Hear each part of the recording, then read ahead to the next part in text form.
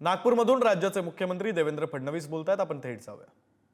एकमेव भारतीय जनता पार्टी आहे जिची मालकी जनतेची आणि कार्यकर्त्यांची आहे। कुठलाही नेता या पक्षाचा मालक नाही। भारतीय जनता पक्षाचं संविधान आहे, या संविधानाप्रमाणे प्राथमिक सदस्य आपण तयार करतो। या प्राथमिक सदस्यातून आपली प्राथमिक इकाई तयार होते, तालुक्याची मंडलाची इकाई तयार होते, त्यातनं जिल्ह्याची इकाई तयार होते, मग राज्याची इकाई तयार होते आणि सगळे राज्य मिळून राष्ट्रीय अध्यक्ष नेमतात किंवा निवडतात आणि त्या निवडणुकीनंतर राष्ट्रीय कार्यकारिणी आपली तयार होते। त्यामुळे खालपासनं वरपर्यंत पूर्णपणे लोकतांत्रिक पद्धतीनं चालणारा पक्ष हा भारतीय जनता पक्ष आहे। आणि म्हणूनच याच पक्षामध्ये संभव आहे की चहा विकणारा पोऱ्या हा एका राज्याचा मुख्यमंत्री होतो आणि मग देशाचा प्रधानमंत्री देखील होतात आणि देशाच्या इतिहासातले सर्वाधिक लोकप्रिय अशा प्रकारचे प्रधानमंत्री नरेंद्र मोदीजी न राजकारणात कोणी पुढे आहे ना मागे आहे, कोणाचा वरदहस्त नाही, कोणी गॉडफादर नाही, तरी देखील इतक्या सर्वोच्च पदांपर्यंत ते पोचू शकतात। किंवा इथे बसलेले आपण सगळेच असे आहोत की ज्यांनी खालपासनं काम केलेलं आहे। माझ्यासारख्या कार्यकर्त्यांनी बूथपासनं वॉर्डाचा अध्यक्ष म्हणून या ठिकाणी काम करत करत आज मी देखील मुख्यमंत्र्याच्या पदावर आपल्या सगळ्यांच्या आशीर्वादाने 3 वेळा पोचलो। हे केवळ भारतीय जनता पार्टीत संभव आहे, कारण ही कार्यकर्त्यांची आणि नागरिकांची पार्टी आहे। आणि म्हणूनच संघटन पर्वाला आपल्या पक्षामध्ये अनन्यसाधारण महत्त्व आहे आणि आपल्याला या गोष्टीचा अभिमान आहे। 2014 साली ज्यावेळी माननीय अमितभाई शहा भारतीय जनता पक्षाचे अध्यक्ष झाले, त्यावेळी अमितभाईंनी एक टार्गेट ठेवलं। टार्गेट हे होतं की भारतीय जनता पक्षाला भारतातला सर्वात मोठा पक्ष बनवणं टार्गेट नव्हतं। भारतीय जनता पक्षाला जगातला सगळ्यात मोठा पक्ष बनवण्याचं टार्गेट होतं, कारण तोपर्यंत जगातला सगळ्यात मोठा पक्ष हा चीनचा कम्युनिस्ट पक्ष होता, ज्याचे 8 कोटी सदस्य होते, 8 कोटी। आणि भारतीय जनता पक्षाने संघटन पर्व सुरू केलं आणि कार्यकर्त्यांनी इतक्या चांगल्या प्रकारे सदस्यता मोहीम राबवली।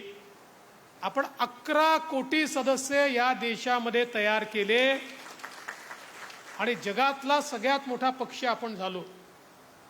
आणि हे 11 कोटी सदस्य केले म्हणजे कागदावरचे सदस्य नाही आहेत किंवा काहीतरी आकडा सांगायचा म्हणून नाही आहे। आपण जी सदस्यता करतो तिचं व्हेरिफिकेशन होतं आणि त्याचं सबमिशन इलेक्शन कमिशनकडे आपण करतो। त्याच्यामुळे काहीतरी मी आकडा सांगून दिला म्हणजे 25,000 झाले, मी 1 लाख सांगायचा, बंटीने 3 लाख सांगायचा, असा आकडा चालत नाही। हा व्हेरीफाईड आकडा आहे। 11 कोटी व्हेरीफाईड अशा प्रकारचे आपण कार्यकर्ते सदस्य नोंदवले आणि त्यातनं जगातली सगळ्यात मोठी पार्टी म्हणून भारतीय जनता पार्टी नावारूपाला आली। आज आपल्याला तो रेकॉर्ड तोडायचा आहे। महाराष्ट्रामधला आपला आजपर्यंतचा रेकॉर्ड 1 कोटी सदस्यांचा, 1 कोटी। यावेळेचं आपलं टार्गेट हे 1.5 कोटी सदस्यांचं आपण महाराष्ट्रामध्ये घेतलंय। 1.5 कोटी नागरिकांना सदस्य बनवायचं हे आपले अध्यक्ष चंद्रशेखर बावनकुळे यांनी देशाच्या भारतीय जनता पक्षाच्या बैठकीमध्ये माननीय मोदीजी, माननीय नड्डाजी यांच्या समक्ष आपल्या महाराष्ट्राचा आकडा सांगितलाय की आम्ही 1.5 कोटी सदस्य त्या ठिकाणी तयार करू। आणि खरं तर आपण बघितलं तर आता सदस्यता करणं सोपं झालं आहे, पण अकाउंटेबिलिटी वाढली आहे। पूर्वीच्या काळामध्ये मला आठवतं आपण रसीद बुक घेऊन निघायचो आणि रसीद फाडायची, पैसे जमा करायचे, हिशोब चुकायचे, रसीद बुक हरवायचे. मग अनेक लोकांच्या घरी अध्यक्ष एक एक वर्ष चक्रा मारा, अरे रसीद बुक दे, रसीद बुक दे, रसीद बुक दे. तो काही द्यायचा नाही, मग त्या अध्यक्षाला शिव्या पडायच्या. आता सगळं सोपं झालंय. देश डिजिटल झालाय, आपली सदस्यता डिजिटल झालेली आहे. आता आपण एक मिस कॉल दिला की आपल्याला डिजिटली छोटा फॉर्म येतो. तो फॉर्म भरला की तो फॉर्म भरल्याबरोबर आपण ऑनलाईन सदस्य होतो. पण याचे 2 फायदे आहेत. आता बोगस सदस्य कोणाला बनवताच येत नाही. जो सदस्य बनला त्याचा अकाउंट आणि अकाउंटेबिलिटी ही आपल्या सेंट्रल सर्व्हरला नोंदवली जाते. त्यामुळे आता कोणी चुकीचा आकडा देऊ शकत नाही. आणि प्रत्येक सदस्याशी संपर्क सूत्र ठेवण्याकरता त्यांचा मोबाईल नंबर आपल्याकडे आहे. त्यामुळे पक्षाची महत्त्वाची घटना, महत्त्वाची माहिती, देशातले महत्त्वाचे कार्यक्रम, सरकारच्या विशेष मोहिमा, या सगळ्या गोष्टी त्यांच्यापर्यंत आपल्याला पोचवता येतात. आणि म्हणून ही सदस्यता मोहीम आपल्या पक्षाकरता अत्यंत महत्त्वाचं अशा प्रकारचं संघटन पर्व आहे.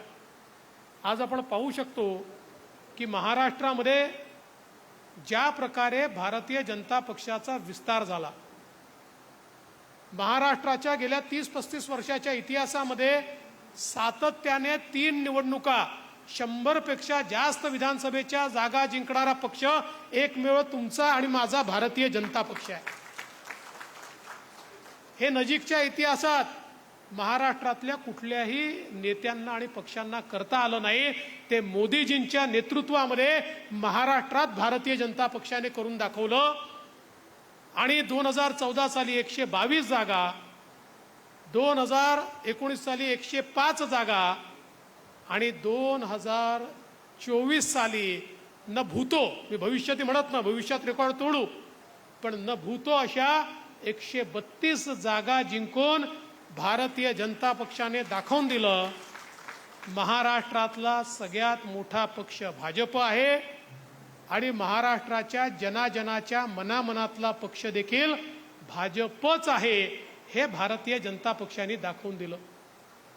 पण हा जो काही आशीर्वाद आपल्याला मिळालेला आहे, हा आशीर्वाद जर आपल्याला टिकवायचा असेल तर आपल्या पक्षाची लोकाभिमुखता ही अत्यंत महत्त्वाची आहे. पक्षाची लोकाभिमुखता, संघटनेची लोकाभिमुखता आणि लोकप्रतिनिधींची लोकाभिमुखता, या तिन्ही लोकाभिमुखतेच्या आधारावर आपण आपलं यश टिकवू शकू. आणि म्हणून या 3 गोष्टी वेगळ्या नाही आहेत. या 3 गोष्टींचं एकमेकांशी संबंध आहे. कारण शेवटी सत्ता आपल्याला मिळाली ती संघटनेमुळे आणि जनतेमुळे. कारण संघटनेने जनतेच्या आणि सरकारच्या मधला दुवा म्हणून त्या ठिकाणी काम केलं, कार्यकर्त्यांनी ते काम केलं. आणि म्हणून जनतेने आपल्यावर विश्वास ठेवला आणि आपल्याला त्या ठिकाणी निवडून दिलं. या निवडणुकीनंतर कार्यकर्त्यांची आणि संघटनेची जबाबदारी वाढली आहे, ती कमी झालेली नाही. कारण आता जनतेच्या अपेक्षा देखील जास्त आहेत. त्या अपेक्षा पूर्ण करण्याकरता एका सेतूचं काम हे संघटनेला आणि कार्यकर्त्यांना करावं लागणार आहे. आणि म्हणून एकीकडे संपर्क आणि दुसरीकडे संवाद, या 2 गोष्टी अत्यंत महत्त्वाच्या आहे. संपर्काचा कार्यक्रम आपण सुरू केलेला आहे. आपले हे सगळे सदस्य या संपर्काच्या माध्यमातून आपण तयार करू आणि मग त्यांचाच उपयोग करून आपण अशा प्रकारे आपला संवाद स्थापित करू की भारतीय जनता पक्षाला सातत्याने यश मिळेल आणि सामान्य माणसाच्या आशा, आकांक्षा आणि अपेक्षा हे आपण निश्चितपणे पूर्ण करू शकू. आणि म्हणून आज मी भारतीय जनता पार्टी नागपूर महानगराचं अभिनंदन करतो. आपण चांगली सुरुवात केली आहे. आज 1 लाखाचं टार्गेट आपण ठेवलं आहे. रात्री पूर्ण झालं तर मला फोन करा आणि नाही झालं तर का नाही झालं हे म्हणूनही मला फोन करा. पण मला विश्वास आहे की तुम्ही जर ठरवलेलं आहे तर 1 लाखाचं टार्गेट आपण पूर्ण करू शकू. पण महानगराचं एकूण टार्गेट किती आहे? एका प्रत्येक विधानसभेतून 1 लाख आणि नागपूर महानगर म्हणून 1 लाख असे 7 लाख. नागपूर महानगराने 7 लाखाचं टार्गेट ठेवलं आहे. चांगलं टार्गेट आहे, पण याला मेहनत करावी लागेल. हे शक्य आहे का? 100% शक्य आहे, पण बिना मेहनतीने हे शक्य नाही आहे. नाहीतर बंटीजी माझ्यासमोर 7 लाख सांगतील आणि नंतर 2च लाख झाले बंटीजी, तर चालणार नाही. तुम्ही वाटल्यास 7 लाखाच्या ऐवजी 6,99,000 सांगा, पण जेवढे सांगाल तेवढे पूर्ण करा. त्यामुळे मला विश्वास आहे की सगळ्या मंडळांमध्ये, आणि मला सगळ्यात जास्त आनंद काय आहे, तर तुम्ही माझ्या हस्ते सत्कार त्या लोकांचा केला की ज्यांनी आपल्या बूथमध्ये चांगल्या प्रकारे त्या ठिकाणी सदस्यता नोंदणी केली. ॲव्हरेज ज्यांचा सत्कार आपण केला त्या प्रत्येकाने ॲव्हरेज आपल्या बूथमध्ये 250 सदस्य नोंदवलेले आहेत. म्हणजे 1000चा बूथ आपण विचार केला तर जवळपास 25% सदस्य त्यातले आपण ऑलरेडी केलेले आहेत. ही अतिशय चांगली अशा प्रकारची अचीवमेंट आहे, आणि म्हणून मी त्या सगळ्यांचं अतिशय मनापासून अभिनंदन करतो. आणि 20 तारखेनंतर जो कार्यक्रम होईल त्या दिवशी मी थकून गेलो पाहिजे. इतक्या लोकांचा सत्कार करण्याची संधी ही मला मिळाली पाहिजे की शेवटी मी बंटीला म्हटलं पाहिजे की बाबा आता पुरे कर, यापेक्षा जास्त सत्कार मी करू शकत नाही. अशा प्रकारचं काम हे महानगरातल्या पदाधिकाऱ्यांनी, कार्यकर्त्यांनी करावं, आणि माझ्यासहित आमदारांनी त्याच्यामध्ये विशेष लक्ष घालावं. अशा प्रकारची माझ्यासहित सगळ्या आमदारांना विनंती करतो. मला स्वतःला आदेश देतो, बाकीच्यांना विनंती करतो आणि माझं बोलणं संपवतो. धन्यवाद. जय हिंद, जय महाराष्ट्र. मुख्यमंत्री देवेंद्र फडणवीस हे नागपुरातून बोलत होते. नागपूरमध्ये भाजपच्या सदस्यता नोंदणी अभियानाला सुरुवात झालेली आहे. त्यांच्या उपस्थितीमध्ये सुरुवात करण्यात आलेली आहे. त्यांनी कार्यकर्त्यांना मार्गदर्शन केले.